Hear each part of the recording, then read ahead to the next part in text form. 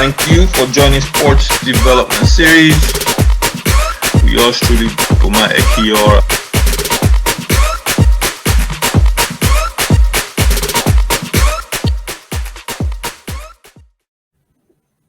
Yeah.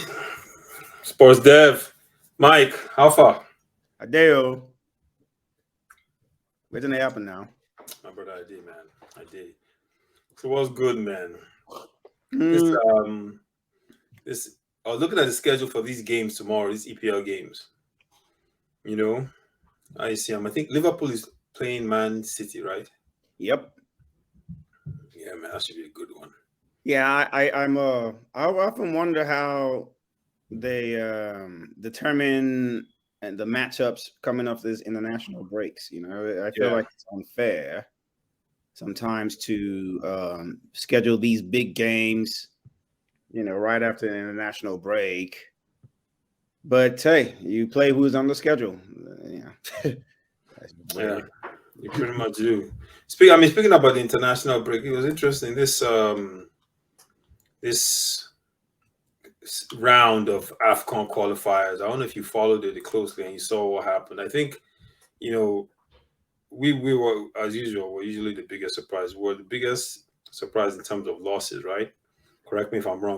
Or were there any losses that shocked? Yes, there were other losses. In fact, I would say maybe perhaps they're the biggest because we make the most noise. Yeah. But when you look at places on the table, I know Guinea-Bissau were about 81 places below the Super Eagles, and so losing the first leg match 1-0, that sucked for the Nigerians, honestly. That was huge. And it wasn't just the loss; it's just kind of like a pattern that's been established under the new head coach they have, Jose Peseiro. They just have looked listless. They haven't had any good performances, honestly, apart from the match against Sao Tome and Principe, which no one's even looking at that match and even considering it as something you want to resume as. Hey, here's an exhibit of how we play. It was pretty much a training session, 10-0 final score. But hey, it is what it is. But when you look at it overall, that was a bad result for Nigeria. But they did go back and beat the Guinea-Bissauans 3 days later in Bissau, their capital city. And it was very hot over there. I'll say the first 25 minutes was a good performance, good showing. But even after that, it was just not really anything inspiring in terms of the performance. A lot of selfish play, a lot of disjointed play. A lot of complaining when they felt like, the ball wasn't passed to them. Yeah, but that's a feature of Victor Osimhen that I think I'm going to even highlight eventually. You've seen that from him in Napoli over the years. And if you play the game, you know that can wear on your teammates. But I would say in that match, there was that complaining was warranted because there were many occasions where, you know, I think a better placed player, him in particular, should have been receiving those passes or those crosses were overhit. And it's just baffling. But anyway, let's stick to the question you're asking. Any bigger surprises? I would say yes, Namibia versus Cameroon. Namibia and Cameroon played out a draw in Cameroon and then went over to Namibia and Cameroon lost. So, yeah, I think the qualification is still not in peril because all they have to do in the next round of matches is get a draw. The next round of matches happen to be in September, actually. I think if they get a draw against Botswana in their next match, they will still qualify because the African Cup of Nations qualifying is a bit watered down where two teams qualify from each of the groups. I believe that how many groups are there? I know it's up to group L. So that's 12 groups. So, and a couple of those groups, there's only 3 teams in them. So if you look at like a group with, I think it was, if I'm not mistaken, Kenya withdrew from the competition. So, you know, they'll be facing some massive suspension. So in that group that involves Kenya is where Cameroon, Namibia, and Burundi. So I said Botswana, it's Burundi. So really, even with Cameroon's losses, they're still going to qualify more than likely because they're still 3 points ahead of Burundi in 3rd place. Only 3 teams are in that group.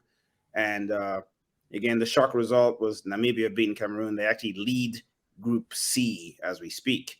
I think the other country that withdrew, I'm trying to remember, but let me see if I can pull it up. Oh, Zimbabwe. Yes, Zimbabwe also were either withdrew or disqualified. So that left the group involving Morocco, South Africa, and Liberia as the only teams. That group is already done. 2 teams have already qualified, Morocco and South Africa. So again, the qualification, the bit with the way we had this conversation maybe about a year and a half ago or so, maybe even 2 years ago. I think it might have been in the last Cup of Nations when we were talking about it. Which one was the last Cup of Nations? Not this one. Did we do something for 20? I don't think we did something for 2021 Cup of Nations. Yeah, 2021. And we were talking about the fact that was it 2021 or 2020? I can't remember which one, honestly, again. But we're talking about the fact that with 24 teams, the Cup of Nations is watered down now. Oh, yeah. It's teams that I don't think are good enough are making it. But what that ensures also is all the big teams are going to qualify. It's a bigger tournament now, though. I remember there was a time when the Cup of Nations just had 8 teams. You remember? That was a long time ago, though. But there was a time where it just had 8 teams, and after they played four teams in each group, and then they went straight to the semifinals. I would argue the Cup of Nations was much bigger then than it is now in terms of prestige. Yeah. Because back then, it was, first of all, the qualifying. This is when we were kids. So maybe I'm looking at it from the lens of a child, magnifying these things. But I remember how tough qualifying was. It was tough. And for you to be, it was only, and actually only the best of the teams were making it to the tournament. 100%. Is it a better tournament? Who knows? But all we know is like we the stars of those tournaments lived in memories. The stars from Morocco, from Algeria, like the Baloumis, the Rabamajers, the Ebaduzakis from Morocco. Well, you talk about Ghana, Bedi Pele, Nigeria with their own stars. The Ivory Coast would come in and upset the apple cart every once in a while. But those teams that were qualifying, you knew their players. Zambia with the Kalusha Bwayas and the Bwaya brothers, if they made it. Whoever else was coming in there, Tunisia. But now it's qualifying is no, and I think that's what we're saying. For example, Nigeria, knowing we lose to Guinea-Bissau. What difference? Even the coach even said it himself. What difference does it really make? We're gonna beat them, and we're gonna qualification. Which in a way speaks to, I guess, just the impunity the coach thinks he has. Like, how do you lose to Guinea-Bissau and you even make a comment like that? You know what I mean? Like, okay, you lose to Guinea-Bissau. First of all, your team has you should play a B team. You should not even play, honestly, with the kind of tradition and history that Super Eagles have. You should not play your first team. No. And be able to beat that. History is all we're talking about. The Super Eagles are not that good. So that's what we have to understand. And we had this conversation maybe about 2 sessions ago that I was present when you were saying, should Victor Osimhen show up and play against Guinea-Bissau? And yes, he should, because there's no guarantees. In fact, we really didn't score a goal from open play in 2 matches against them. So The only goal we scored was off a penalty kick. It was well deserved, quite frankly, and penalties count as goals too. But we could not create. We have one of the top marksmen in all of Europe, and we contrived to not even be able to not just score. We didn't even put the goalkeepers on pressure. He wasn't making saves after saves after saves, standing on his head like they'll say in hockey to deny Nigeria the goals. It was just listless and lackluster. So, and that's what we've been seeing from Nigeria for the longest now. If you take away the Sao Tome and Principe match, which I think everyone should agree that we're going to take away, it's an outlier. Really, you go back to Gernot Raw's era where Nigeria doesn't score more than 1 goal a game or 2 goals a game. And the exception would be in the African Cup of Nations, where coincidentally we played who did we play? It wasn't Guinea-Bissau. We scored twice against Guinea-Bissau in the final match in the group stage, but we beat the other team that was in our group by 3-1. I forget that country right now, but it's another one of those countries that's a throwaway country in terms of African football. But other than that, Boma, we don't score more than a goal. Scoring is a problem for the Super Eagles. I think if you go back to the Benin match, we scored twice against them in the qualifying for the Cup of Nations for the one that we last one, and then Sierra Leone, Liberia, we scored twice in this qualifying series, and then the 4 goals we scored against Sierra Leone that we still contrived to give up the 4 goals and a 4-4 draw. Those are the only matches I think we scored more than a goal. Yeah. And you have to ask yourself this, right? So is it that these guys are lacking effort, focus, or maybe they're just not that good? It has to be one of the few things. I mean, you have to ask yourself this, right? People say, oh, no, when we play a team that's not as good, we usually just don't give it all, and surprises happen, but when it really matters, we show up. I'm like, no. Good teams, it doesn't matter who they play. You're going to see that quality at all times. So the question is, which brings to the heading of this whole conversation is that we're saying they're super. Do we even need to keep that name on? Because it's a good name, but I mean, in action, when you really look at it, right? Yeah, but I mean, I don't think it takes a rocket science to know that Nigeria's national team has not been super for a while. It's not today that I would say the last glimmer of, in fact, even the one era that we looked pretty decent seems like an outlier since the early 2000s. Correct. When you go back to look at the results and the performances, they haven't really done anything super, except they won the African Cup of Nations in 2013. But in 2013, even no Nigerian was even given that team any chance to win. Famously, even the government was already booking flights for the players ahead of the quarterfinal matchup against the Ivory Coast. But Stephen Keshi found a way to blend, and almost rightfully so, because if you looked at that group performances of that team were not inspiring. Right? They contrived to draw with Zambia in their opening match 1-1. The Zambians were the defending champions at that time. So a decent team, but we shouldn't have been drawn with Zambia, let's be honest. The second match, I think we played. That was the second match. First match against Burkina Faso, which we should have beaten. Good team. They had to play at the tournament in Jonathan Pitroipa in that match. The second match was against Zambia. Again, we drew 1-1 with them. So the last match of the group stage is against Ethiopia. And it was touch and go, whatever will qualify out of the group stages. We needed a victory against Ethiopia, and we struggled in that match until Victor Moses scored 2 penalty goals. So we scored only to qualify. So we didn't look good in the group stages. The Ivory Coast were clear favorites. They had their guys like Yaya Toure was in his glory. DJ Drogba was still there, but maybe fading slightly, but still Drogba. And the glory of stars. They went on to win the Cup of Nations the next tournament, and so they were favorites. But Keshi worked some magic, and a 3-game stretch of perhaps really one of the highlights of the Super Eagles in the last 20 years or so. That 3-game stretch where we beat the Ivory Coast 2-1, beautiful football, where we beat Mali 4-1, and perhaps I think I will rank that and the one against Cameroon in the World Cup qualifier as the 2 best performances of the Super Eagles in the last 20 years, quite frankly. That match against Mali, we just dominated the Malians from minute number 1, played outstanding football. The finals, okay, it wasn't beautiful football all the way, but we dominated the match. We were in control of that match. We clearly were the better team, and we beat them 1-0, if not for some profligate finishing by Ahmed Musa. The score should have been really 2 or 3-0. Correct. That name, Ahmed Musa, will come back. And then so that one isn't. So again, we caught fire at the right time, but even after that, the team never captured that play anymore. Yeah, they qualified for the World Cup, but they just never looked as cohesive and as dangerous. Then the only other time you can stand up and say the Super Eagles looked really good was in the qualifying campaign for the 2018 World Cup. The match against Algeria, that 3-1 victory in Uyo against Algeria, standout match. But I think bettered by the game against Cameroon, our eternal rivals, so neighbors and rivals. So, of course, the added extra significance of beating them 4-0 in Uyo, the largest wallop we've given them in a minute, right? And then you juxtapose that with that 4-2 friendly win over Argentina right after qualification for the World Cup. But I think that was it. That's the peak. After that, Super Eagles in this era, in that particular era, have been in decline after that 4-2 victory over Argentina. Because we went to the World Cup, didn't show up. Iceland, we beat 2-0. Okay, good result.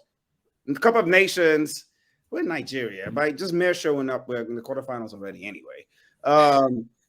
So good result to get the semifinals, but the football wasn't particularly awe-inspiring, Yeah. And since then, nothing. Since then, honestly, nothing. No, we've been listen. That's the whole point. Like that name, we should just be called the Eagles. Let's be honest, because when you look at it, it's like they fail to perform, and when the expectations are especially high, they fail to live up to those expectations. Right? You look at everything that's happened leading up to the World Cup, the most recent World Cup, how we failed to qualify, how the whole management of the system just kind of bungled the whole system with different coaches and different just poor planning and firing this guy and hiring that guy and bringing the Guavon in and him looking good initially and then canning him right at the end and then bringing, just and then you fire that person, you bring Pesero in. Lord knows what Pesero has accomplished. He comes in and since then we haven't even won a single friendly. Right? You just look at it and they struggle against Guinea-Bissau. This, all fairness, right, to them in the second game. We missed a lot of chances. Osimhen hit the post, but still. He didn't score. Post is not the net. He didn't score, right? So when you look, Osimhen hit the post, but did you see all the other shots that he scoffed at? And the thing that bothers me is these guys are playing in these top clubs, and of course, who I'm going to single out here is Samuel Chukwueze. Yeah, he was terrible. Is useless in the colors of the Super Eagles. He was terrible. When's the last time you remember a good performance from Chukwueze in the colors? Yeah, he was trying to play street ball too much. But not street ball. Like the ball goes to him, he can't even beat a man. He can't beat a man in whatever reason. The same over 2 legs. It was the same exact rubbish. Yeah, and then when he's open on that breakaway. He decides when Osimhen is by himself. This is exactly if you were designing a breakaway situation. If the coach that was a perfect situation. This is exactly what we want. Exactly who the ball should go to. Yeah. Any coach in the world, any team in the world will say, "This is the play you make. You forget creating your shot. You find the number 1 talisman, the marksman that we have by himself, one-on-one with the goalkeeper." But Osimhen is not to blame. Is not without blame either. Victor Osimhen, I think I texted you this at one point in the first match. In the first game, 5 or 6 times he was offsides. In the second match, this is an issue with Victor Osimhen. Yeah, what's up with that though? He does that in Napoli, and Spalletti has actually scolded him. I think these guys come here and they feel too big. They feel like they're big and they do whatever they want. It's indiscipline of the highest order when you're offsides on that many times. It's actually supreme indiscipline. It's not like, it's indiscipline. So there's 2 parts of that usually. Either the guys that have the ball aren't releasing it fast enough, but you're a professional. You should be able to time your runs. This is something you practice. You mean to tell me that the coach, and it seems the coach doesn't have, I don't think, what I'm seeing is that the boys aren't really respecting the coach because those kinds of plays are the ones that show me whether a coach has control of his team. When you have a winger who's so selfish, like Chukwueze is, and stays on the field for as long as he did, over 2 legs. Moses Simon also had some moments where he was supremely selfish in the box, where a simple pass to somebody in a better position would have sufficed, then give. Decision-making of the Super Eagles players is horrible. That Zaidu guy, we had so much hope for him, but he's a useless player. He's another one of those guys that's turning into like an Ahmed Musa type of guy. A lot of pace, but no common sense on the ball. Yeah, a lot of pace. Sense. Yeah. Or like there was one play where, the thing pained me. He actually dribbled the ball through a guy's leg. I didn't know he had that kind of skill in him. And they had to cut the ball back. And he looked up, and there were options of who to cut the ball back to. The guy coming that was wide open on the box, he could just cut it back to him, or some useless cross. He picked the useless option.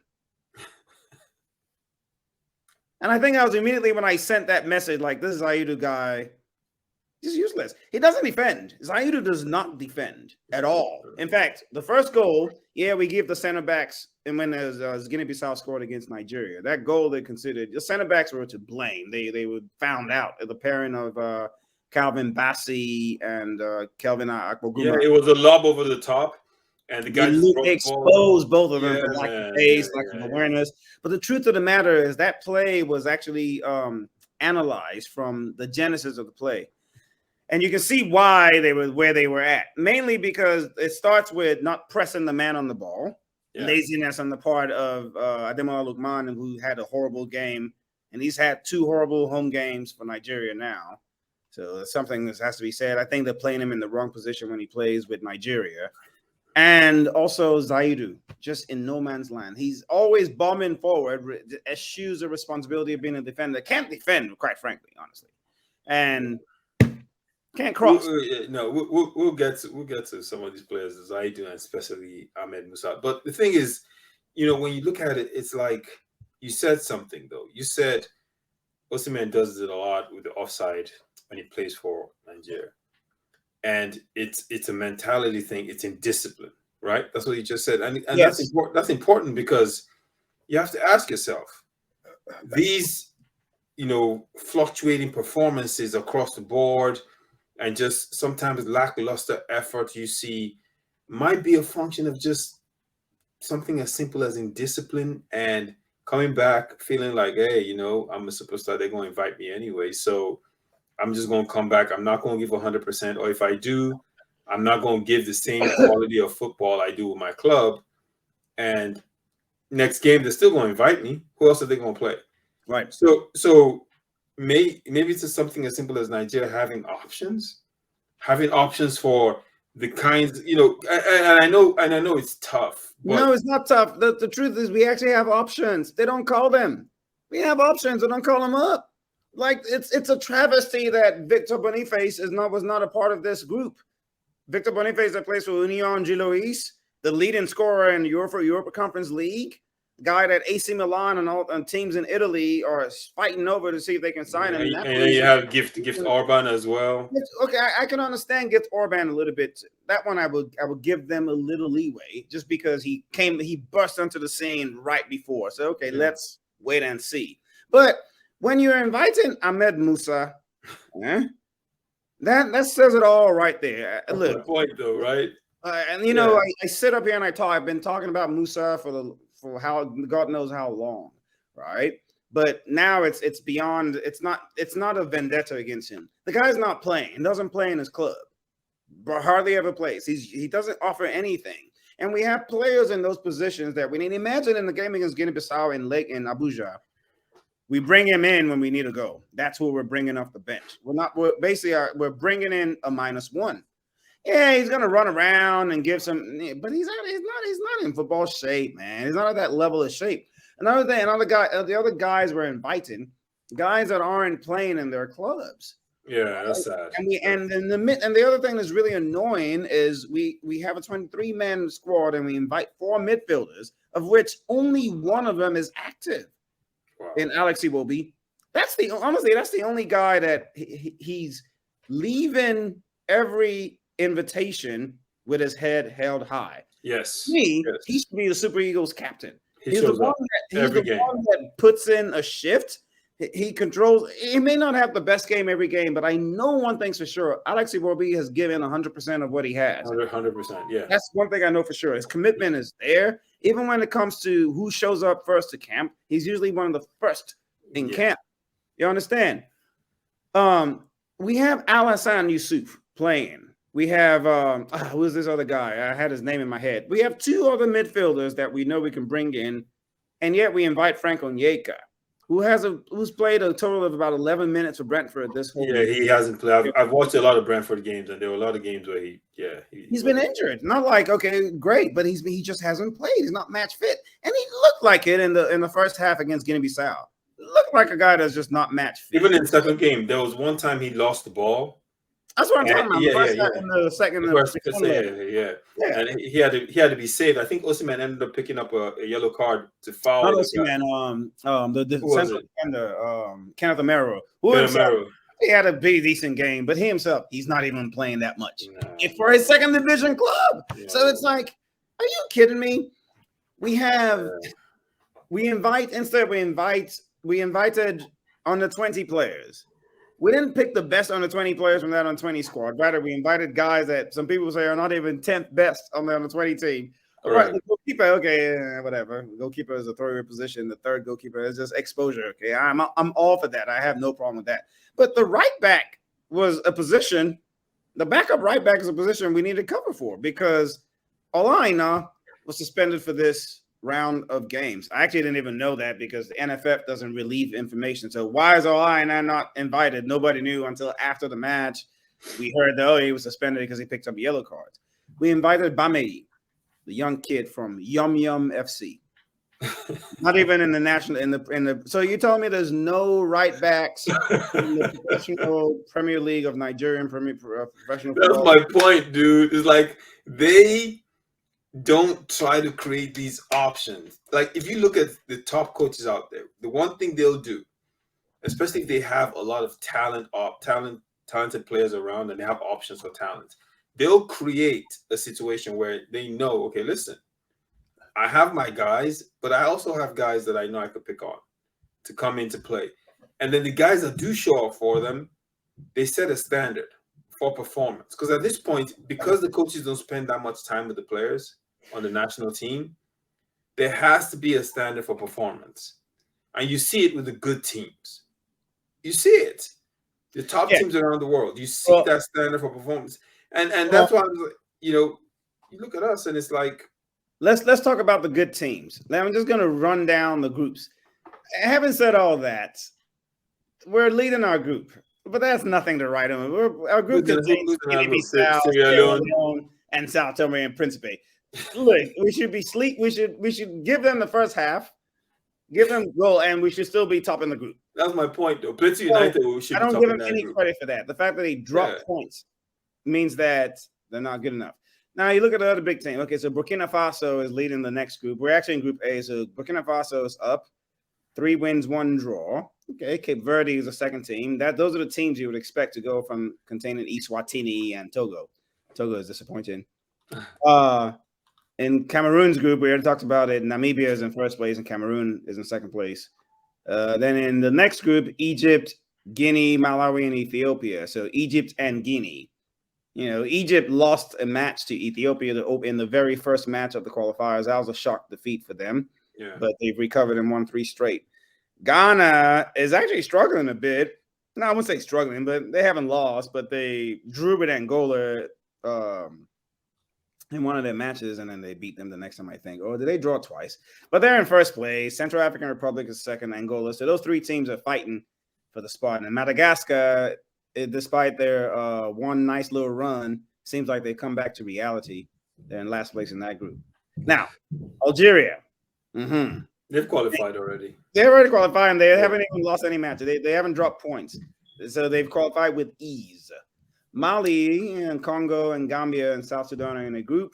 That's actually the most competitive group in all of this qualifying series because Mali is in first place with 9 points, Congo with 6. Gambia also has 6, and South Sudan have 3. And the Ivory Coast is in a group, even though they've already qualified. I watched one of their games, man.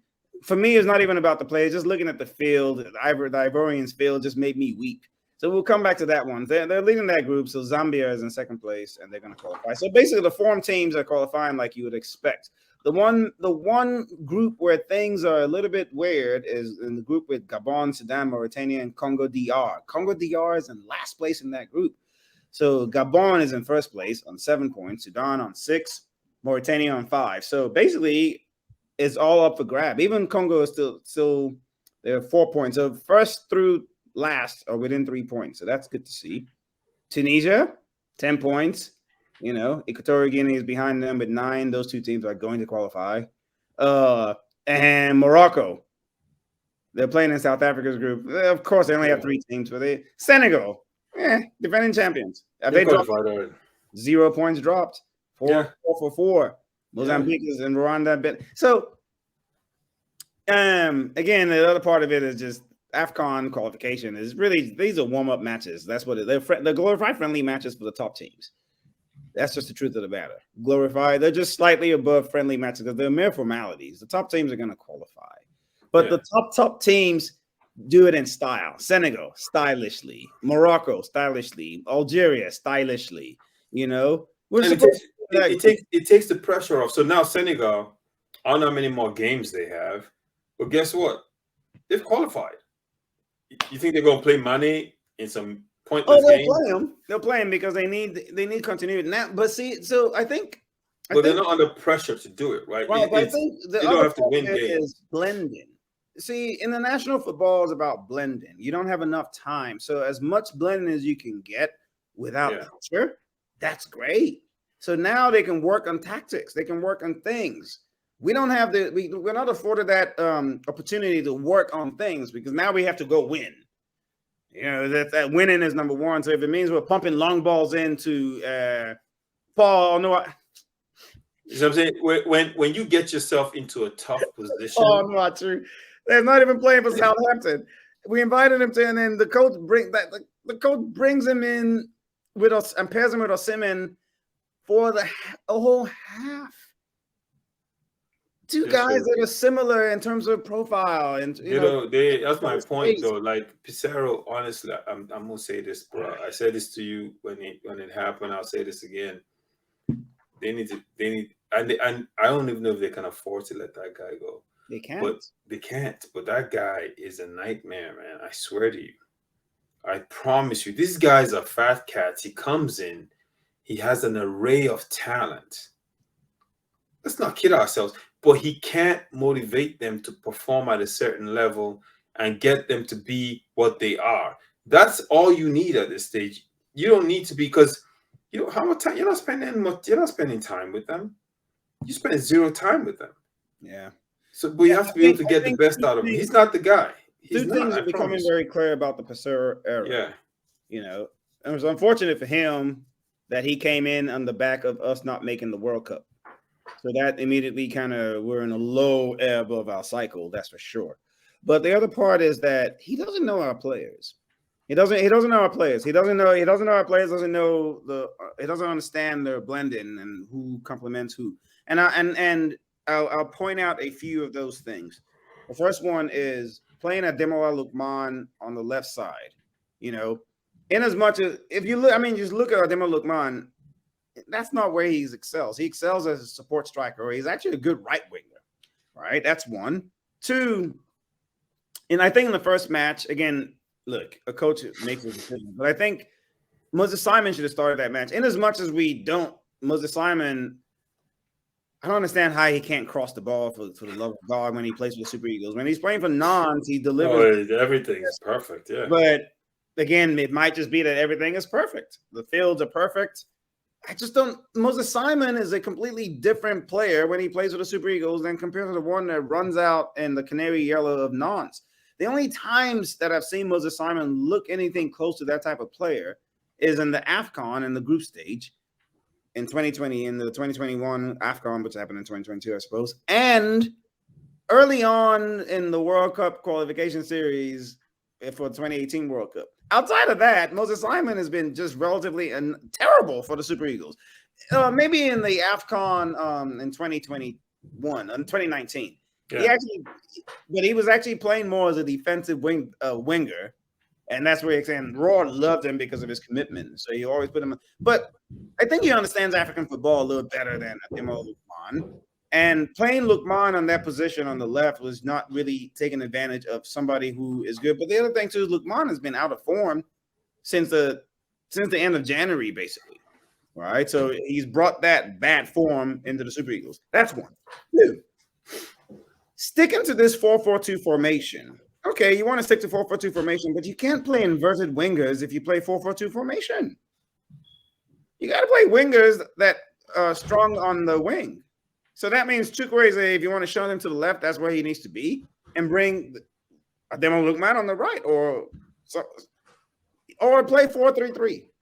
Yeah. And with 4-4-2, he started with Kelechi Iheanacho as the midfielder, the support striker. Nobody even understood what Iheanacho's role. Iheanacho certainly didn't understand his role. Came in the first 45 minutes, did absolutely nothing. Made one nice pass, but that was about it. Took him off after 45 minutes, and then brings in Paul Noachi. I'm thinking, if you're going to bring in a support striker, you bring in the guy that's playing, the guy that's scoring goals in France, in Terran Murphy. But he brings in Paul. Why is he bringing in Paul? The rationale, we're down by one goal, let's lump in crosses. Your wingers can't cross. They can't. They can't cross. So it baffles me. And then you look at the midfield, This thing is sad what has happened to Wilfred and Ndidi.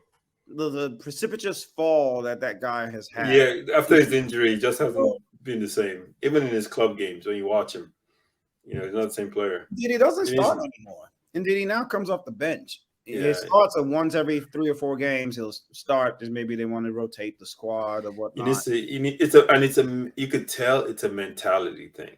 Like he needs to get his mentality back. Whatever that was that he lost, he needs to get it back because that's what it is. He's lost confidence. I don't know if you saw the first match. He was presented with the best chance against Guinea-Bissau. He definitely should have been putting that. He was alone. In fact, I think he was surprised at how alone he was. The goalkeeper too was surprised. Everybody was surprised how alone he was. But for me, I don't know if you shoot, the goalkeeper makes a good save. Okay, we'll take that. Yeah. But the effort was so tepid and so tame, and it just encompassed the lack of confidence, that he has. His passing is horrible, just continuously.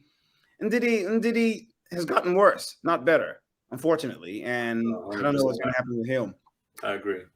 It's very frustrating to watch because he's been hands down my favorite player on that squad, just because of his leadership ability, everything he was doing up until his injury, right? Because when that injury happened, that's when you actually started to see, and then he came back. I don't know whether he's fully early. Yeah, plus sometimes you don't know with these guys. He may not even be fully healthy yet.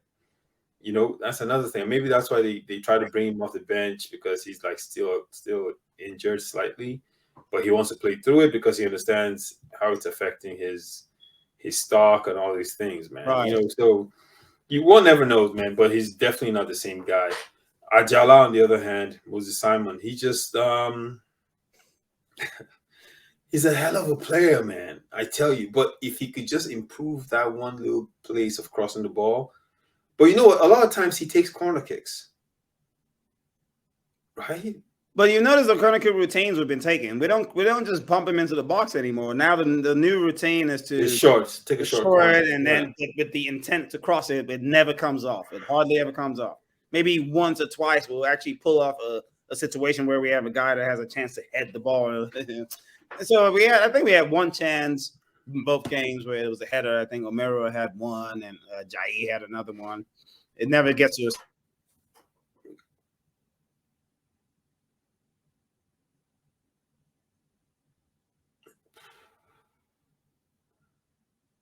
Hey, I think you're frozen. You froze on me, hey.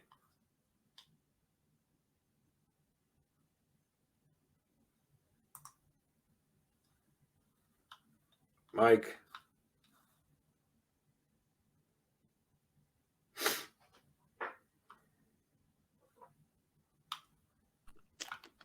Okay. Just a little you froze. I can hear it the whole time. Oh, okay. But anyways, look, as we're talking about all these guys, I'm gonna come back. We're gonna go back to talking, giving scathing criticism, but I want to actually highlight a guy that stood out in both legs, and that's Bright Osai Samuel. He was a live. Well, where does he play? He plays in Fenerbahce in Turkey, so he's not going to be playing there for long. That one's for sure. Really? I think he used to play for Queens Park Rangers in the championship in England before he made that move to Turkey. Baller, and he's played 3 matches for the Super Eagles now, and every single time he's been a standout player. In fact, he's the only one that did anything creatively that he won the penalty. Yeah. Oh, he was the one that made that run on the right side that they brought down. I think moving forward, what we need to start looking at is Ola Aina at left back or Calvin Bassey at left back, one of those two, and Bright Osai Samuel. He's locked up that right back position. Aina obviously has something to say about, has a shout, but I think it should be the trio. Well, we have 4 backs now, 4 outside backs.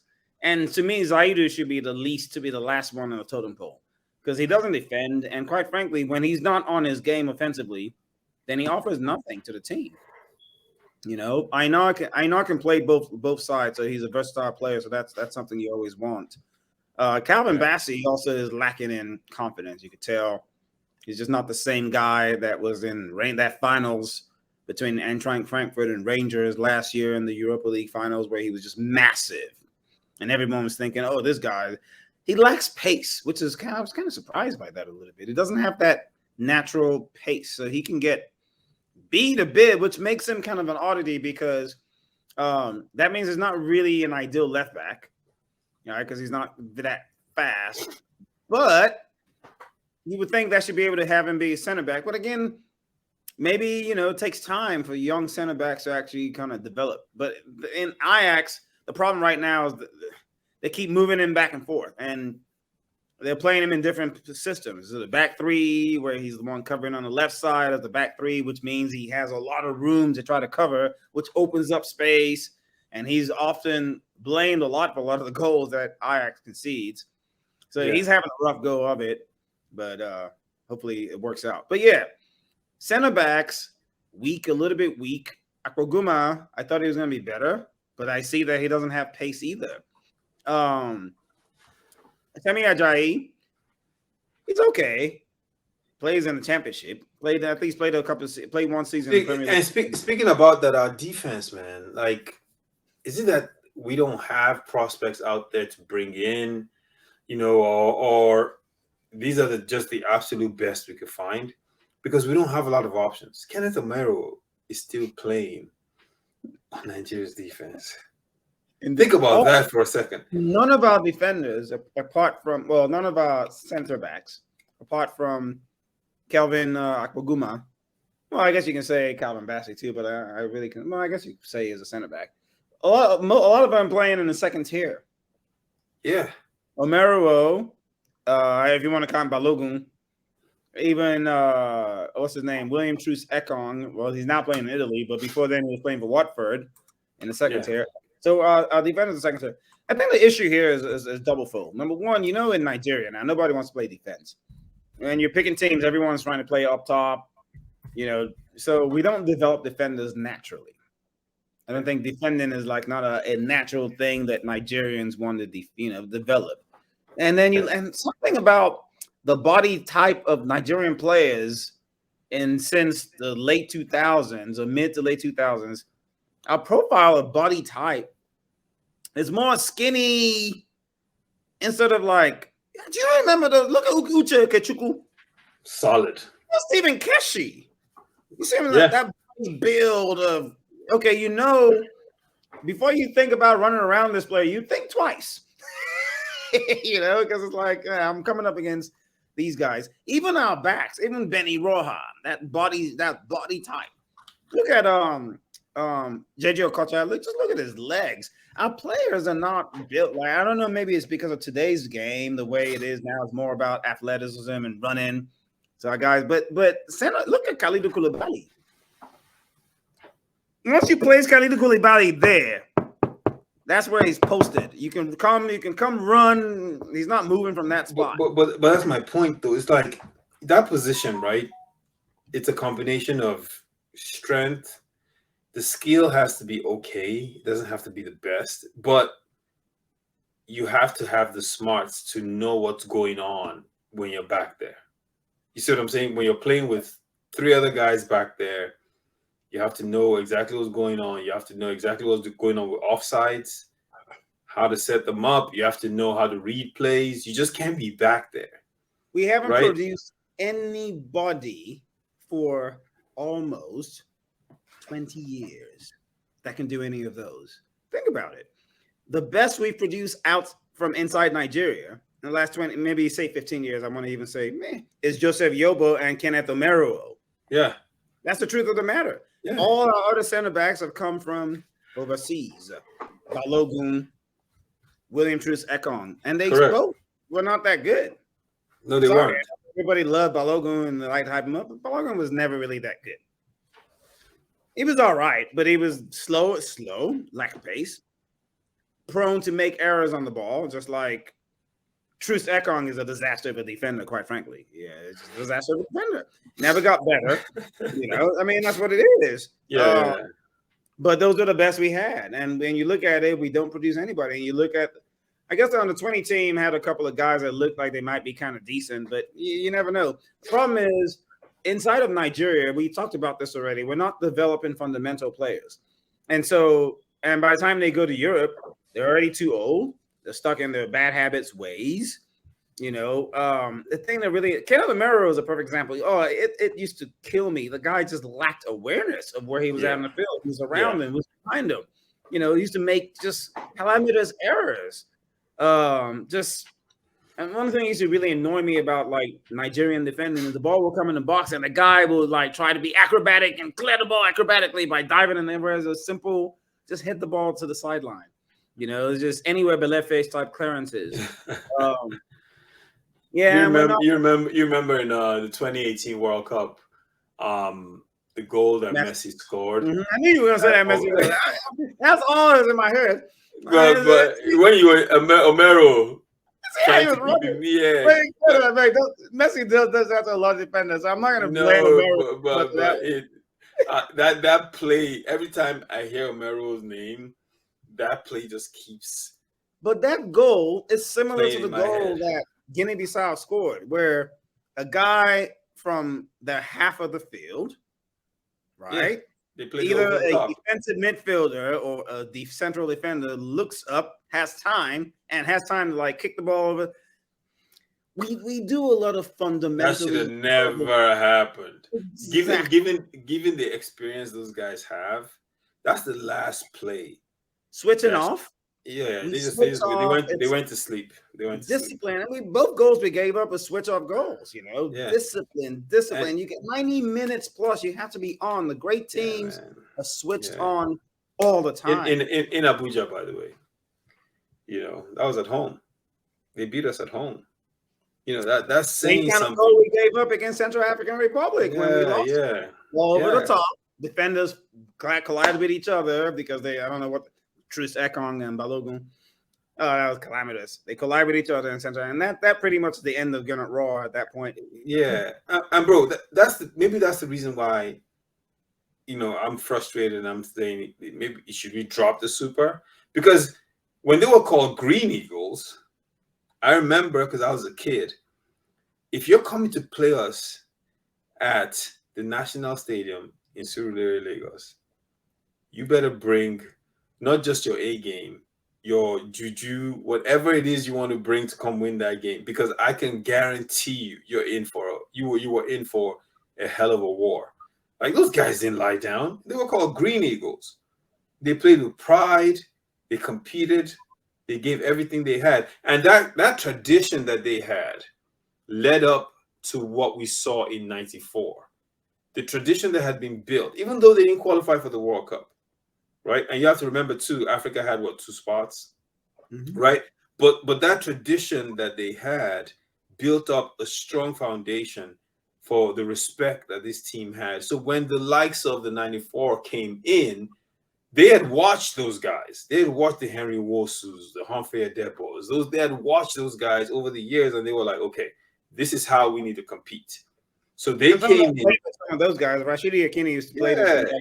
Even Keshi played with that group. Yeah. They played with that. They played with those groups. Keshi was the one that went to Belgium, and then because he went abroad, he started bringing all these guys with him, and that's how the whole going abroad thing came about. Just going down memory lane a little bit, right? So, I mean, what's in the name? The Green Eagles. When did they become Super Eagles? It was right after the 1988 African Cup of Nations. After that semifinal victory, they finished second in that Cup of Nations, lost to Cameroon on a dubious penalty, denied a clear goal by Henry Nwosu and a clinical header. That was a goal, and the referee disallowed it. For even to this day, nobody even knows what the reason was. They didn't tell us. They just said another goal. And then people blame CAF politics with Issa Hayatou being, Cameroonian himself as one of the reasons why things went down like they did. But be that as it may, the name Super Eagles was coined by the then vice president of Nigeria, Admiral, I think it was like Kombe was his name. And when they came back from that tournament, in fact, the highlight of that tournament was a semifinal matchup against against Algeria. That was Maroc 88. In a game where it was 1-1, and Nigeria was, I think they had a man sent off. I can't remember who was it, Yisasa Olua. But Brighton Marker got sent off, and Yusuf Lue was asked by the coach to reduce Algerians to 10 men too. And he went in with a That's why his nickname is 10-10 to this day. Anyway, but not something you should be proud of, but he did that, and that game went to penalty kicks. And at the time, if I'm not mistaken, it might have been the very first. I don't want to say something that's not true. It might have been the first penalty shootout in AFCON history, or at the very least, the longest penalty kick shootout at the time in AFCON history, which Nigeria ended up winning. I think it was like something like 10-9 or something like that. And Peter Rufai scored his penalty kick. And I remember then Dreed Nasruddin was the goalkeeper for Algeria back in those days. Used to be one of my favorite players. But you remember the Algerian team? Now we lack that Balumi. Yeah. Rabah Maja was a savage, man. Yeah, I don't think Maja played in that Cup of Nations, but that particular team in '86 had been to the World Cup. It represented themselves very well. They've been to the World Cup in '82, so they have been to back-to-back World Cups for Africa. So the solid group of teams. And in fact, 2 years later, they were African champions. So, that was a big. So anyways, I come up with named them Super Eagles. From that point, it became known as the Super Eagles. And they certainly lived up to that moniker because it was right after that Cup of Nations. They were still in the midst of the World Cup qualifying and for the 1990 World Cup, which unfortunately were unsuccessful in qualifying because Cameroon pipped them. Yeah. Because, in fact, it was the first match that either the first match where they hired Clemens Westerhoff right after 89 or something like that, because he started that team in 89 and started building the team from that point.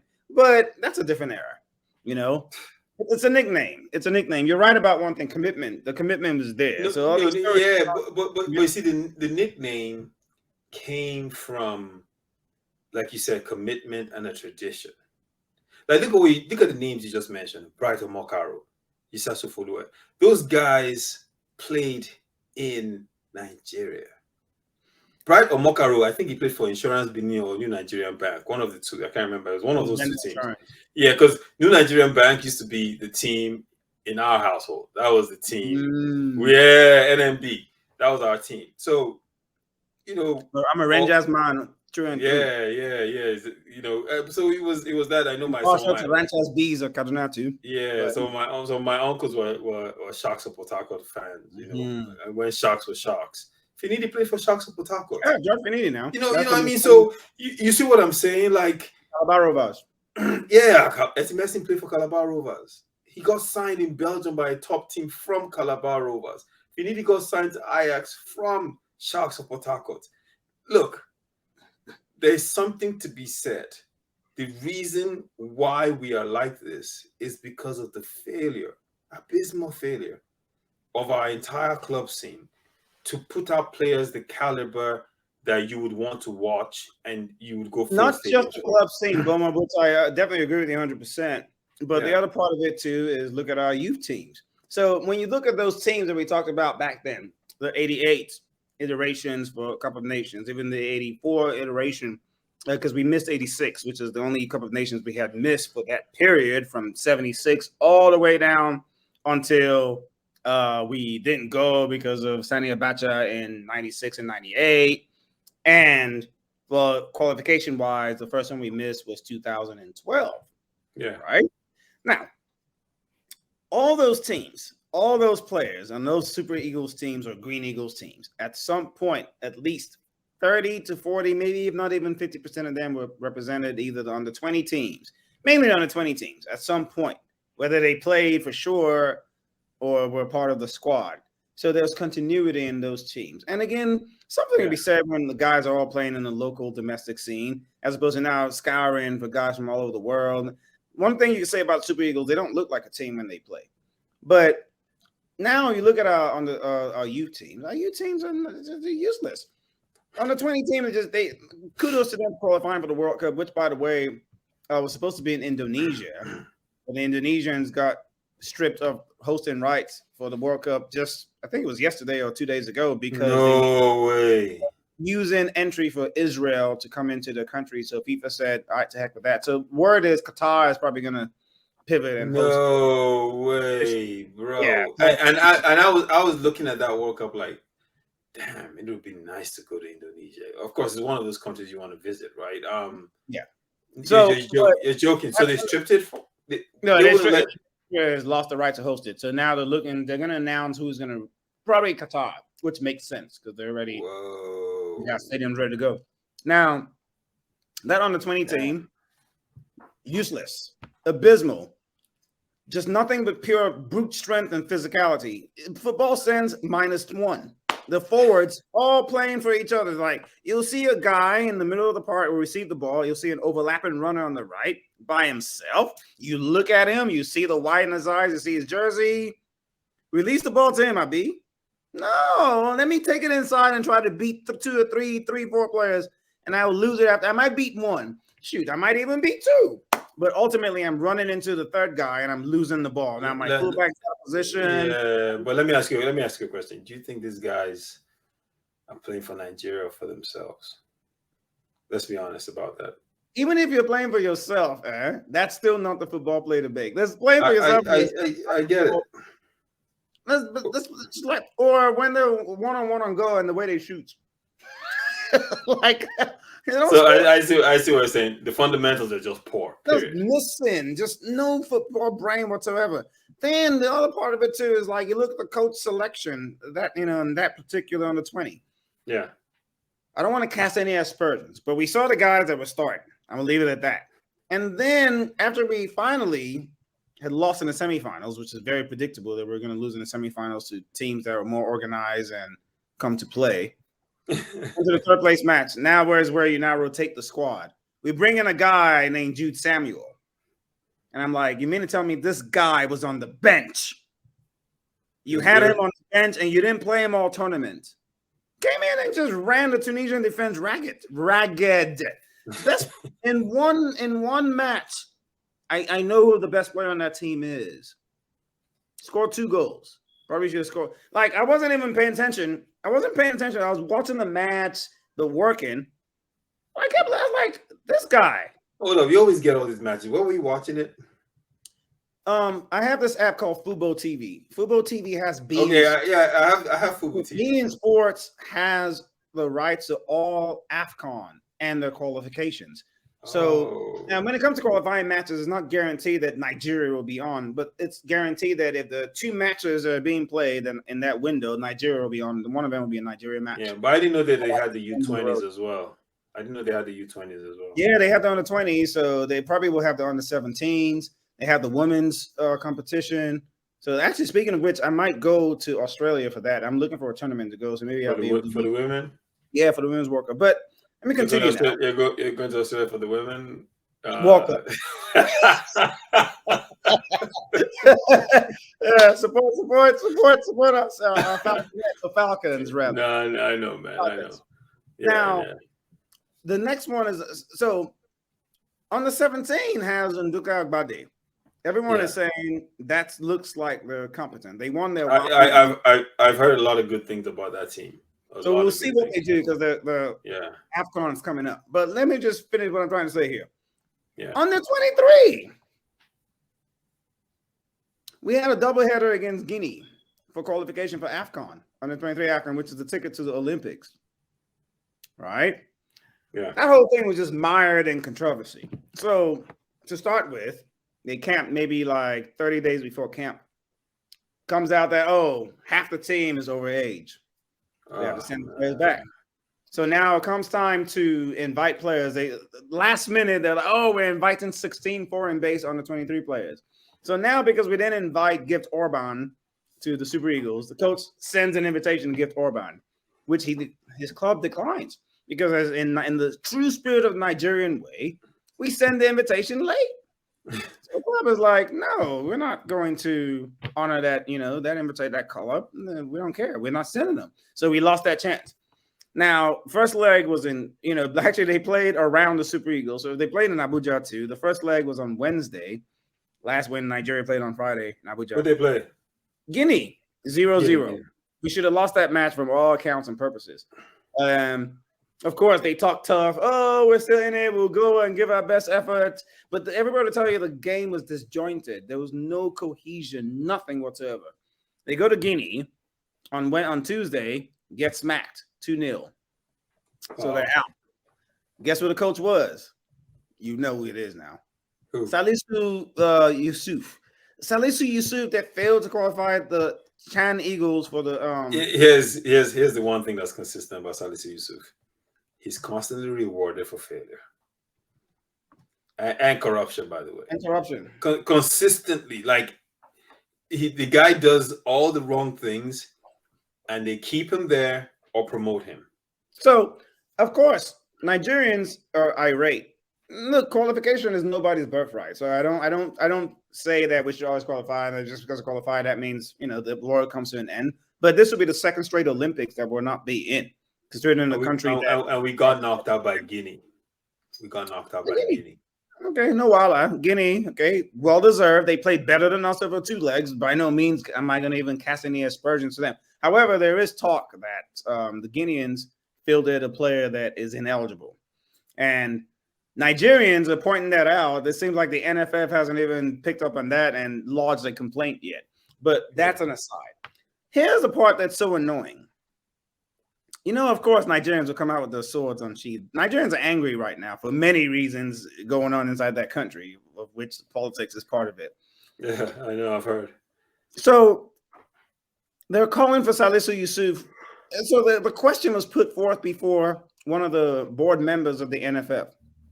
What are we going to do with this coach, Salisu Yusuf, that has failed Chan Eagles, failed on the and this is a third documented failure that I know of. Could be more that I don't even know of. Basically, and it's not just a failure, it's the way the team just doesn't work. What ideas are you implementing that we see? None of them. The administrator deflected the question, like, and we have technical directors who review how coaches are hired. Okay, no wala. You didn't say much. But the part that is super annoying, Salisu Yusuf, I don't know if this is he actually said this, but it's a quote attributable to him, where he says, "I'm born a coach, and that's what I will keep doing, coaching. I have a contract with the NFF, and I will continue to honor that contract." Bam. So, oh boy, you just let a whole bunch of Nigerians down. The last thing you should be doing is standing your ground and being puffing his chest out. Look at me. I have a job and I'm keeping my job. Do you know why he can do that? When you get caught collecting bribe and yet you still have a job. And you're the assistant. Oh, he even added, I'm the assistant coach of the Super Eagles. There you go. Yeah, listen, the Salisu Yusuf thing, it just boils my blood. You don't even understand. Like, I sit down and I'm just like, look, if you ever needed a reason to understand why the teams don't do well and this federation struggles, that's exhibit number 1 right there. Right there. There is no other federation on this planet where this guy, it was some other federation for drive and come out from don't even come to this building anymore. Go. Yeah. You'd have been flogged. No, I mean, it's just. I don't want him flogged. I want him to be able to earn a living. No, I don't want. Yeah, I don't want him flogged. Okay, no maybe I do, just a little bit, just a little flogging, maybe 6 strokes. But I'm just saying, like, it's ridiculous. And then you put him. No, because he's an assistant Eagles coach. Under 23 and you can Eagles coach. It means you're like really you're next in line. So when you don't have those assignments, then you're with the Super Eagles, and if something would have happened to Pesero, then you're the one that's taking over the team. He's the one that brought the team to. Wasn't it him that brought the team, or was that Ekiyor? I forget to United States. Yes, we played Mexico in my friendly.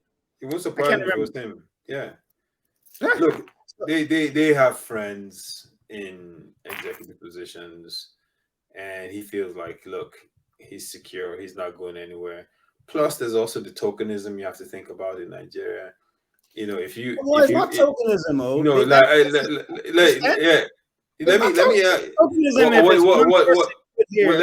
me explain to you, like, federal character. Okay, so, and I'll say this because here's the thing. If Salisu Yusuf wasn't there, there'll be no Northern coach. No, that's not true. The under-20 coach is from the North. Who? Ismaila Mabo, or whatever his name is. I mean, with Super Eagles on that level. Keep in mind, Oh. you have to realize how long Salisu Yusuf has been involved as an assistant coach. Look, I don't want to. He was probably he was. My opinion is if you're good enough, if you're good enough, and that's the point I'm trying to make, though, right? This is based on credentials, it's based on knowledge, it's based on the ability to come in to coach. Finidi, you can't argue. He has. Oh, by the way, Finidi wasn't. Amunike, you can't argue, right? Finidi wasn't part of the group that coached this last round of games. Him and Ekiyor. The word around is that Pesero fired them. And then NFF came back and disputed, they weren't fired. It's just that they told they only have a certain number of coaches they can carry at a given time. So they rotate the coaches. Last time it was Finidi and Shoromu's turn. And every story, there's always a story. And then the NFF comes back and rebuts the story. So it's never straightforward. The latest one that's out right now is Victor Boniface's invitation. Because people are saying, why on earth would we have a guy that scored 19 goals and has 8 assists in Europe and wasn't invited? It's not like this was Gift Orban that burst onto the scene last minute. We can understand that. So the rumor going around is that they invited him. Then they told him, buy out your tickets, we'll refund you. And he said, I'm going to give you guys a middle finger. Piss off, thank you. And of course, the NFL has come out and deny that. But that's a trap. Oh, so you denied that he invited? They said he wasn't invited. And we're like, okay, why wasn't he invited? Because you're telling me that Ahmed Musa is better than this guy. That's it. It's telling me because we basically it comes down to that. That's the point, though. That's the point I'm making. Is like they do these things that is not based on any form of merit at all. The Finidi thing, there were reports when Pesero first came in. He didn't like him or Ike. Like he didn't want them around. They even complained that he was having meetings without them. Yeah, I remember that. You know what I mean? Like, so this isn't day one. Like, you gotta realize Finidi's not the kind of guy that just kind of rolled out of bed in Nigeria and came into coaching. He's played at a high level for top clubs. He went through the process in Europe, got his UEFA coaching badges. Right, has coached for some major clubs as an assistant in Europe.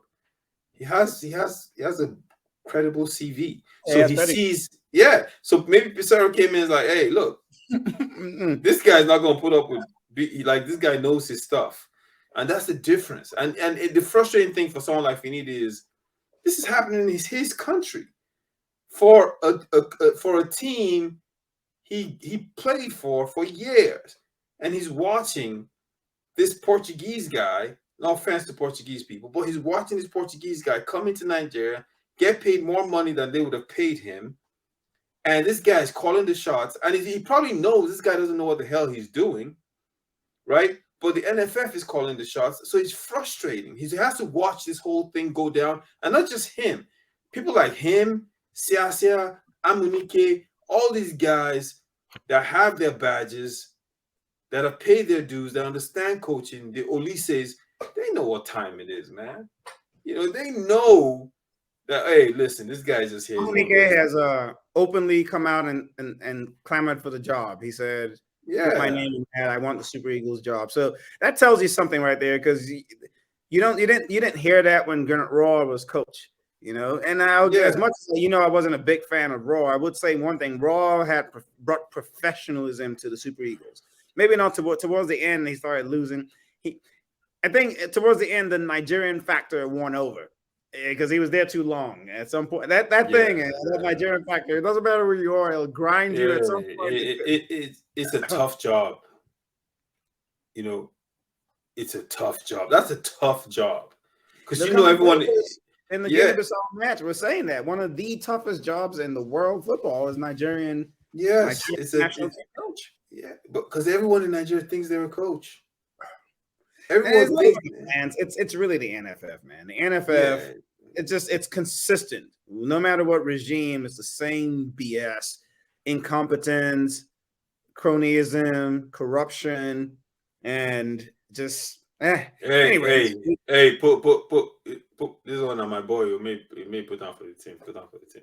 you know, and then it goes like, hey, I got a letter. I got to play this guy. And then the other part of it too is, Ahmed Musa is somebody that I've always complained about is playing wise. One thing I've never ever complained about with him is his commitment and his patriotism per se. But even him now is starting to wear thin on me from that aspect. Okay, so when asked about why he's still coming, why doesn't he retire? He rebutted like, "Why would I retire? Am I not still playing? As long as they keep inviting me, I'm going to come. This is national team. I'm going to show up, keep showing up, and commitment. Blah blah blah blah blah." The other part that annoys me is there was this issue with John Noble. You know John Noble, the goalkeeper, used to come as the third string goalie from the third string position, and goalkeeper is the one position that's set for a home base player because he's not going to play most likely, and that's also an avenue for collecting money. Now, John Noble is saying that he hasn't been paid his AFCON bonus of $25,000 yet. From the last AFCON. Okay. He's been complaining about this. Now, Ahmed Musa came out and said, "Oh, it was just an error." Ahmed Musa came out and said there was an error in John Noble's bank account information. That's why he's not been paid. Wait. Ahmed Musa, his teammate knew that the issue. John Noble said, "Hogwash. They paid me before with this same account. So why is it all of a sudden?" So for me, that was my first look into Ahmed Musa. Like, so somebody wrote an article. It wasn't Soleil Chukwu. It was somebody else that wrote an article about the captaincy of the Super Eagles and how he detailed the type of captains that Nigeria has had all the way back to Stephen Keshi and beyond. And there's always guys that were strong, that stood up to the NFF and stood up for the players. But and he detailed it down to when Amaju Pinnick was there, when Mikel Obi, who was the captain? John Yobo, Inyama. When I had an issue with I remember that time. Yeah, one of the guys that was being touted as captain was Victor Moses, but Victor Moses, I don't remember this incident, snubbed a handshake from Amaju Pinnick at one point. And Amaju is very egotistical and very petty. And Amaju now, like, they had to smooth. There was like meetings to smoothing things over because he was vowed that Victor Moses would never play for Nigeria again, just as a result of that snub. And it's actually one of the reasons why Victor Moses announced his retirement early as a result of all that nonsense. And plus, Moses' commitment was always kind of questionable anyway. But that's another story. So now, when they decided to now hand over the captaincy, when they had a chance to hand over the captaincy to the next guy, which is why they picked a guy like Ahmed Musa, because they know Musa is not confrontational. All he does is, they say the biggest thing that Musa does, the most times you're going to hear from Musa, is when team gathers and they're bringing in new players, the initiation, that's when Musa is at his best, at that initiation. He's more of a guy that jokes around with the rest of the players and they're happy, go lucky, laughing. When it comes to confrontation, Musa doesn't stand up to anybody. And when you now juxtapose that with the John Noble situation, it makes sense. Which is probably why he keeps getting invited. Makes sense. Yeah, he's an establishment guy. He probably goes and cracks jokes with people in the front office all the time. They like him, so they're gonna keep bringing him back as long as they can. But they're hurting the team. Your team. Listen. One of the reasons why I wanted to do this podcast after watching that game was like, I was like, okay, so this is a team that just failed to qualify for the World Cup. Right? This is a team. I know some people want to discount that friendly match against Portugal. I don't, because I'm also looking and saying this is a team that hasn't won any friendlies. Right? This is the same team that has all these question marks. And I think the sports journalists in Nigeria have been distracted or something. Because if this was the guys I knew, the sports journalists I knew, they would just go ridiculously crazy about this. And you're watching this game and you're like, what is this? I think, quite frankly, it's not that the journalists haven't been talking, but I think, again, like I mentioned earlier, one, it's a low ebb. So games there's only been really 3 games that matter. So I think everyone knew we were just fodder for those teams going to the World Cup, and we accepted that. We just accepted that part. I think most people were like, they saved their ire for the lack of qualification for the World Cup. And really, Pesero, honestly, came in if you want to talk about coming in at a time when you can fail, that was the perfect time because the team was already low. So it's like no one expected anything from the Eagles anyway. They were already disenchanted by them. But I also think the other thing that it must be mentioned is the political climate in the country right now. I think most people are more concerned about what's going on in politics in Nigeria right now than concerned about the Super Eagles necessarily. I think Super Eagles is more like we don't expect much from them. It's like, quite frankly, I'm starting to realize that the World Cup is what matters to Nigerians, man. The African Cup of Nations is great, but it's not the qualification for that. We expect that we're going to qualify, especially now with 24 teams. So no one is really. Even though we know we lost to Guinea-Bissau and looked terrible against Sierra Leone when we beat them, or as if Liberia when we beat them, everyone knows that we're going to qualify. So it's not like, and we're just disenchanted. So I think I've seen a lot of scathing articles, but the other part is juxtaposed with the point that you got to give the man time. Clearly, the team was already on a low ebb. Second round in the African Cup of Nations, didn't qualify for the World Cup. So you're bringing a guy in that's trying to rejig everything. So one thing is time. But hey, time is a commodity that runs out when it comes to international football, man, in Nigeria. So I think the heat is going to start getting turned up on Pesero now. Keep in mind, right, the next qualification game I think is against Sierra Leone. Liberia. Is it? I keep forgetting which one. Is it Liberia? Okay. Yeah, it's one of the. Oh boy, it doesn't really matter.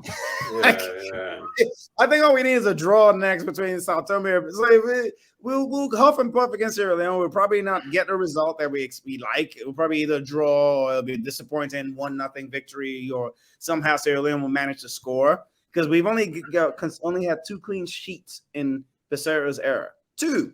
The first one was against Sao Tome and Principe, and the second one was just this match we just had against Guinea-Bissau. So really, one thing is almost guaranteed: we're going to concede goals, right? And we should not be conceding goals against any of these teams. I'm sorry. No, we shouldn't. And you know what's interesting? When you watch the U.S. men's national team, right? I watch them when they play all these games. Maybe they play Honduras or they play El Salvador or whatever. And I watch these games. And sometimes you watch them, and some of these other teams, these CONCACAF teams, they'll run around with the ball a lot more. Sometimes you even see, like, when you watch Costa Rica, you're like, okay, I think Costa Rica has, man for man, maybe better players, right? But then the U.S. team would just take their time, defend well, have a little break with Team Weah or something. They'll bring him down. They'll get one set play. It's 1-0. Next thing you know, the game changes. El Salvador now starts really opening up, trying to equalize. Next thing you know, they get another break. Boom, Pulisic, 2-0. The game is over. Yep. Right? They didn't expend too much energy on the good field. Yes, yes. When they go to San Salvador or they go to Tegucigalpa, it's a different ball game because that stadium, they're on top of them, they're throwing bottles, they're cursing them out. But the U.S. still manages to get results from the. They still get results. Now they actually have to be acknowledged as they're a regional power. So 100%, when you're a regional power, it doesn't matter whether you're home or away. 3 points is what you should be expecting from every match that you play. Correct. Period. Point blank. Especially in this qualified. Like I'm looking at the Nations League or whatever they're playing, and right now the USA is playing against Curacao or whoever they played against. I'm like. And they beat them like 7-1. It's Curacao. Yeah. They I mean, Argentina haven't played Curacao. I think Messi scored a hat trick. I'm like, what's the benefit of playing this? It's just to keep the team sharp, like you said. The friendlies, right? Do you think that Sao Tome and Principe match kept the Super Eagles sharp? No. But that's what I'm saying. Like it's like you said, it's a glorified friendly, right? So in that kind of game, and Pesero is probably doing this, looking to see, okay, who's going to be my, number 111 that I have established. Well, look, there's no number. You get nothing out of that match. Emmanuel Dennis played that match. Scored. I don't know if I won. He wasn't invited, but Muffy played, scored. Osimhen scored 4 goals. Osimhen, in fact, when I look back on it, the fact that he only scored 4 even shows how he's underperforming in the Super Eagles uniform. He should have scored like 6 or 7 in there. You think Erling Haaland, he'll score 10 goals against South. All 10 would have been from Erling Haaland, and he'll dash a 3 or 4. It would have been 14-0. It's just. Then one other, I don't want to leave this guy out because we don't have a goalkeeper either, man. El Zohar guy is a disaster. Goodness, did you see the blunder he had in that second game? It's a disaster, man. At some point, it's like, this is who you are. You're not going to get better. He's not. He had that game against Manchester United last year that everyone, okay, maybe this is the moment where he turns it around. But his league form has been horrible. He's been giving up. I think there was a point where he gave up like 20 goals in like 5 games, something like that. He doesn't play. He's on the bench. That's another one. Doesn't play. We have a goalkeeper that plays, by the way. Granted, may not be the favorite. He plays in Israel. He plays week in, week out, but yet we keep bringing Francis Zohar back as a starter. He's on the bench for Omonia Nicosia in Cyprus. So I know what's the difference in the Cypriot league and the Israeli league? I'm sorry. The Israeli league is even better. Probably. I met a guy from Israel, and the guy, once I said Nigeria, he was happy. He was talking about Enyama, Ejide. He rates Enyama. He thinks Enyama is one of the best goalkeepers ever. I was so surprised to just hear that, and I just let him talk. Enyama actually got voted as Africa's all-time best goalkeeper by one of these. I saw that. Yeah. IFAB was the one. Vincent Enyama was special. Make no mistake about that, man. That guy was an icon, and that game against Argentina, if anything, showed it at the highest level. Mm-hmm. He single-handedly kept us in that game. I think I already stopped Messi scoring. Man, and you gotta realize Vincent Enyama was something special. Like people forget how good he was. I think it's appreciated enough. They forget how good. We're suffering from the JJ Okocha effect. Like, we haven't had a guy to replace JJ Okocha since he left, and I will never will, because JJ Okocha, there's no JJ Okocha in the world. There's only like a few players that are like him worldwide, ever in the history of the game. And right now, we're suffering from that same effect with Enyama, which unfortunately is a position that we should be able to replace. But it's 2 things. We got unfortunate.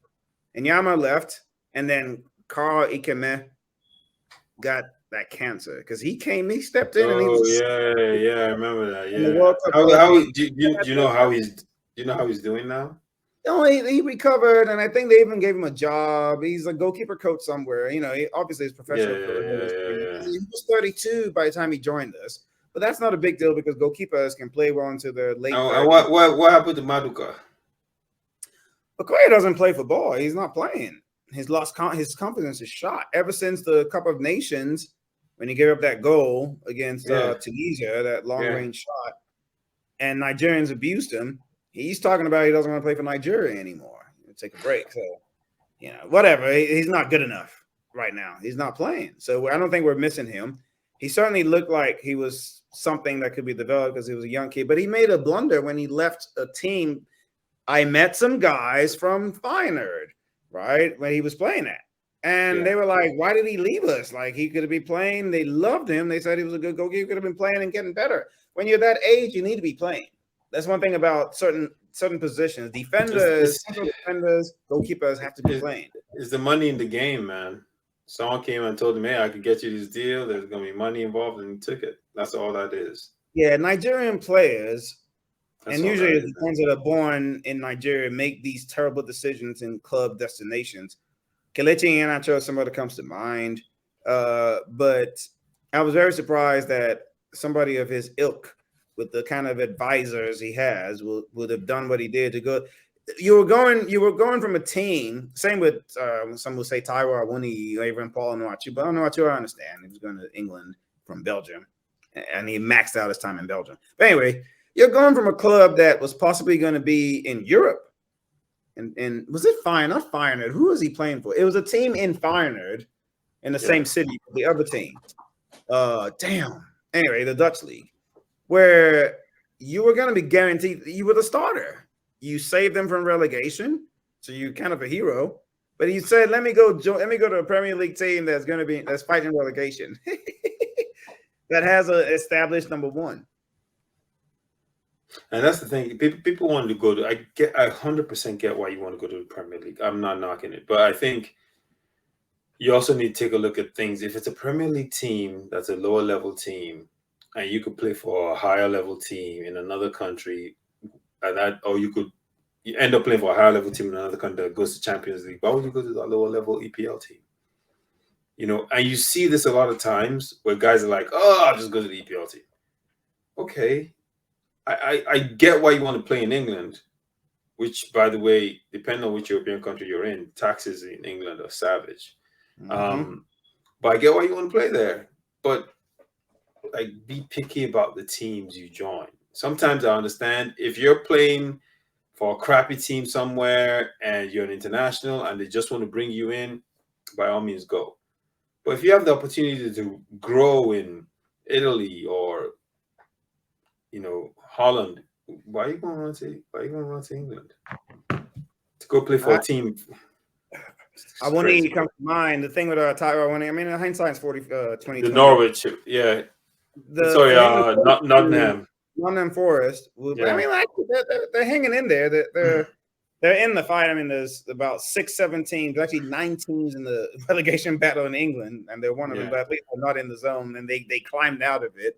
But the thing is, Union Berlin, the team he came from, are at the top of the Bundesliga. Until recently, we're doing well in the Europa League. So although he's been injured, but he's set to come back from injury. He's healthy now, supposedly, so we should see him. Without him, it's the lure of the EPL. It's glitz, it's glamour. It's most watched. When we play the Manchester United and the Manchester Cities and those guys, you're gonna have people all over the world knowing who you are. It's also all that stuff. They get sold on it, and like your brand will grow, your value will grow, and But all those promises are based under the premise that you're going to be playing week in, week out, which is not guaranteed. Not at all. Yes, not at all. So yes, all those things can happen, but if you're playing consistently, it happens. If you're not playing consistently, it doesn't happen. And if it doesn't happen, is that somebody actually was doing a rundown and saying what they've noticed is that Nigerian players that go to the EPL sit on the bench for the most part. A lot of them do, yeah.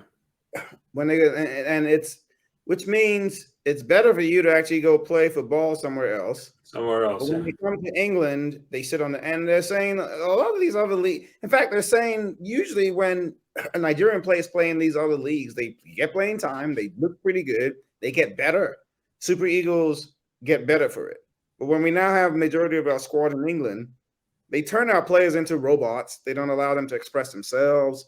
So the argument was like somebody was trying to say Victor Osimhen shouldn't go to England. I think that's rubbish because I think his position is actually where it's best for you to go to England, the striker. The forward, yeah. They will polish the game. That nonsense offside rubbish that he keeps doing. No English coach will stand for that nonsense. You're well drilled into when to make runs. My only concern for him is, is he going to be given the same rope or space to be successful? Yeah, that's my concern. I would say this: he's that kind of a talent that is there. It's undeniable. It's like he is entering. If he hasn't entered world, I don't think he's quite world class yet, but he's on that verge of being world class. And there's only so many players like that. But I would tell you right now, there's this guy from Norway. Is it Norway? One of the Scandinavian countries that plays with Hoyland. Hoyland, that's his name. Plays with Ademola Lookman. That guy's coming. And the other guy, Vlahovic, teams will tell you those guys prefer to Victor Osimhen. Right? The thing about Osimhen, he's more athletic than them, jumps higher. But when it comes to technicality, Vlahovic. And then you look at internationally. Where's Vlahovic from? Vlahovic is from Serbia. He played in the World Cup. He scored. Yeah, those guys. Think about those guys. They Yeah. score on the international break. It doesn't matter who that they score. They play on better field. So they do. No, but Victor, we'll see how it plays out, man. I really want him to make the right decision. Obviously, I can understand it. If a United comes for you, that's going to be hard to pass up, man.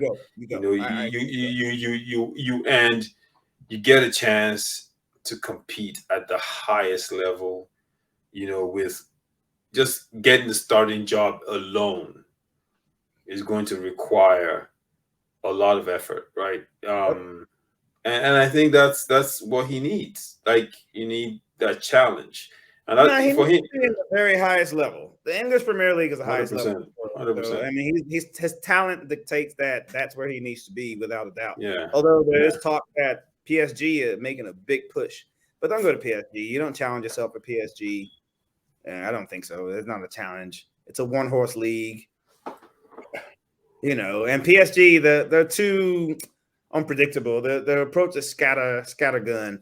Well, you know what though? Hey, that team is attractive, the best in the world. Yeah, but the results are not there. Yeah, the money talks. Yeah, results are not there, and you're always going to be second fiddle to Mbappe, no matter what. You always be second fiddle. You know what I'm saying? You be the one you're doing. The team is around, even with Messi there. Mbappe is the man. So I should say enough, right? And then Neymar will probably be offloaded. I think this is probably his last season in Paris. I wonder where he'll go. Neymar's time as an elite player of the elites is done. Yeah, still good, but he's no longer of the elite. Yeah, he's no longer. He's just. If a team like Real were going to go for him, that would be a good idea. No, Real's not going to go for him. His damage is. They already had a situation with what's his name from Chelsea. Hazard. I'm not going to get a player like that. Real Madrid is starting to be smart. They're getting young players. In fact, that's where I say Victor Osimhen, to me, is where he should go. Go to Real Madrid if they want you. But they're not in the market for him, though. I don't think so. Are they?